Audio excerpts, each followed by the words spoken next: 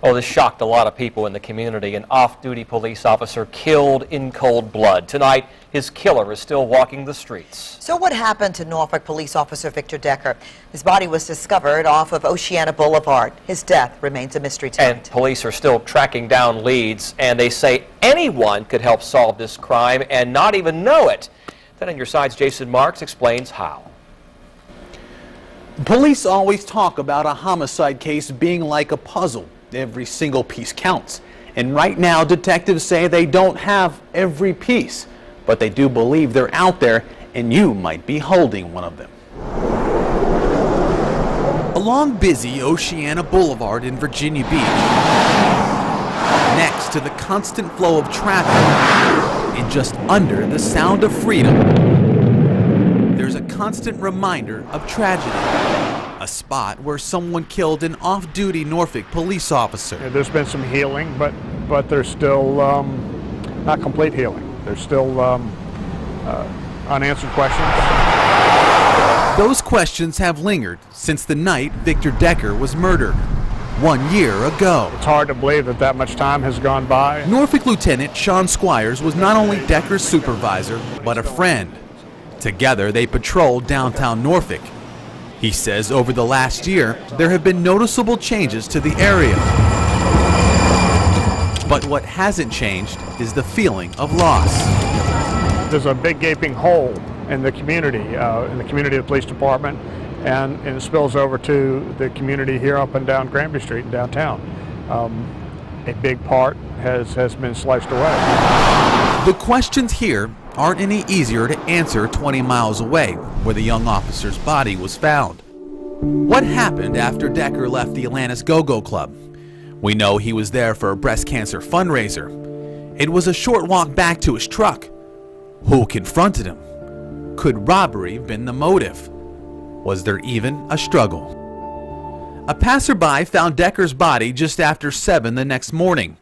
Police tell 10 on your side, Decker was shot at close range, his badge still around his neck, and someone took his wallet. Obviously, finding the body of anyone on the side of the road makes it difficult if there aren't witnesses. Detectives found the wallet just 2 miles down the road behind a shopping center.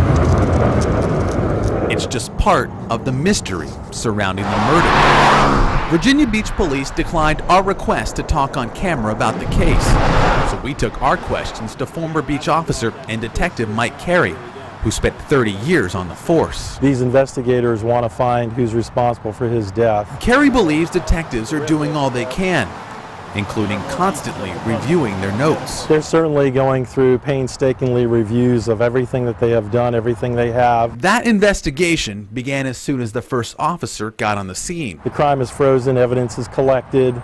They look for trace hairs, fibers, all kinds of things. So what will it take to solve this case?